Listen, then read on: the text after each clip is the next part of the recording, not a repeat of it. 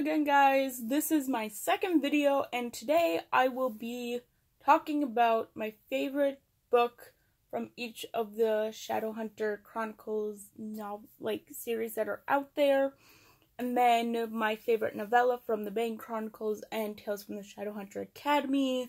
So let's hop right into this with the Infernal Devices. So my favorite would definitely be Clockwork Princess. Even though it was a tough tie between this one and Clockwork Angel, I feel like this had a great ending to the story, and it's easily one of my most read books and one of my most favorite books from the Shadowhunter Chronicles.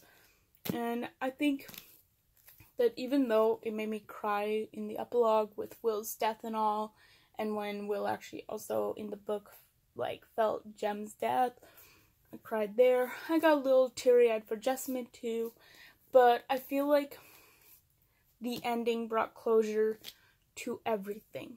It brought closure to the ticking noise in Tessa's necklace, how it was ethereal trapped in there.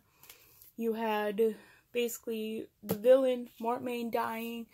You had the creation of the portal. You had Henry showing Magnus glitter for the first time. And all in all, I feel it was a very well done ending for the Infernal Devices, and is a very great book. All in all, it just truly is. I love it. It's so amazing. My favorite for the Mortal Instruments is City of Heavenly Fire, because once again, it's like the finale. It wraps everything up. But also, one of my favorite characters in the books would have to be Maya Roberts, and she is very underrepresented throughout most of the Mortal Instruments, just because she's kind of like a side character, so nobody really pays her any attention. But I hated how at the end they were like, oh no, fairies are terrible, let's send Helen away. Like, oh my god, you guys. No. She needs her family. I didn't really like it though, mainly because it was starting to go into the dark artifices, which I've mentioned I don't care for Emma and Julian, so I didn't really care for parts of this book with Emma and Julian because I don't really love them and I don't really care for them, so I don't really want to read about them when it's supposed to be the finale for the original series, and it's supposed to be the finale for these characters and not introducing these new characters and being like I get it, yeah, they're the new ones, and I think she should have had Emma's parents' death in it, but Emma sneaking into the consul's office and just the ending scene where Emma says she'll help her, Julian, raise these. I feel like it's kind of, except for the beginning and ending scenes with them, the rest of them are kind of unnecessary and unneeded within the Mortal Instruments, because we'll get to know these characters later, introduce them at the beginning and at the end, and that is that. I do feel like also though the battle in Idris kind of was somewhat needed too, but not too bad. You didn't have to go through so much hassle of explaining what they were doing. I just feel like, hey, yeah, we got to the Angel Hall and whatnot, and now I had to kill my darkened father, and I feel like that should have been that.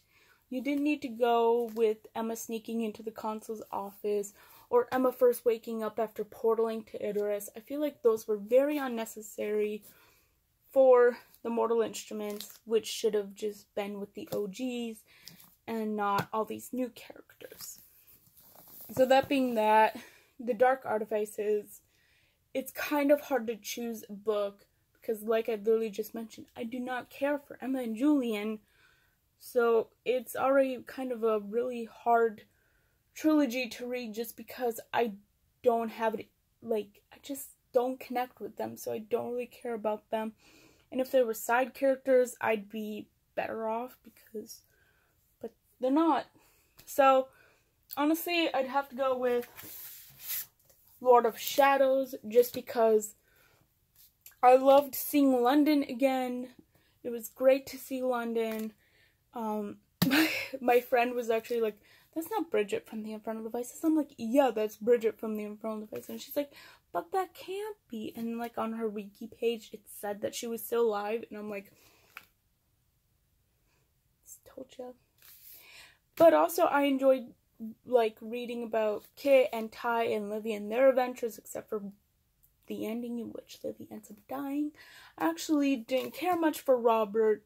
So reading his death I was like fun. I was like, oh yes, yes.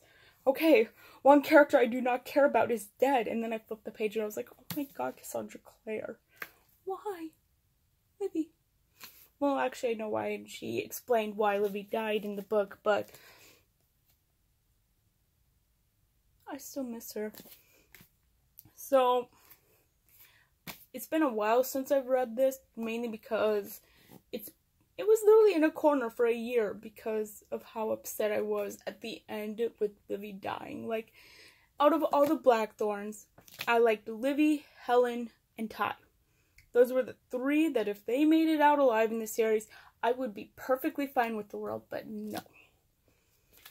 I also kind of like it just because in the beginning with Mark and the Goldfish, Magnus, and just like all those little in-between scenes, like the Sherlock and just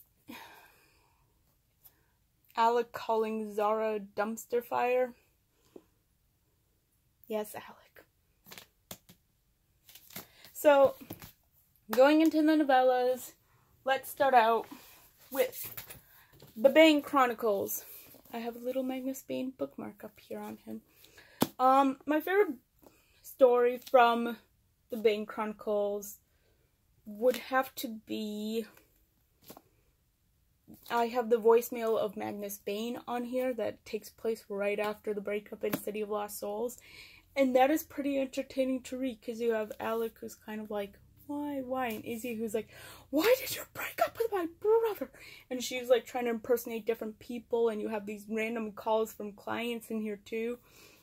And it's just a great read. So if you don't like the breakup and you're still saddened by it because you might have just finished City of Lost Souls, go get this, read the last chapter. If you have the voicemail of Magnus Bane on there, read it, because it will somewhat make you feel better about the breakup. Not fully, but it lessened the pain a bit. I realized that. And for the Shadowhunter Academy, I don't remember a lot about the Shadowhunter Academy just because it's been quite a while since I've read it. But I think I'd have to go with the very beginning story where he, like, welcome to the Shadowhunter Academy, just because you have that Lord Montgomery in there. You've got him meeting all his new friends. You've got George appearing for the first time. And you've got Simon's mom and sister thinking he's going off to some military boot camp, even though, no, he's not. Plus, it was just the only story I truly remember out of here, besides George's death. And that was hard. Like, oh, Cassandra Clare's not going to kill any characters in her novellas. Oh, wait, nope. And so, yeah. So, those were my favorite books and my favorite novellas from the Shadowhunter Chronicles. Once again, if you maybe are starting to like me, maybe you want to hit that notification button, or maybe the subscribe button. And if you want to see me do videos about other things like Harry Potter, even though I might not have the same views on Harry Potter as you, because I never really finished it just because it was a snooze fest for me and whatnot. Or if you want to see more Mortal Instruments or Percy Jackson, or that whole Riordan verse, actually, just put it down in the comments below if you decide you want to see a video of that. And, yeah, until next time, see you guys.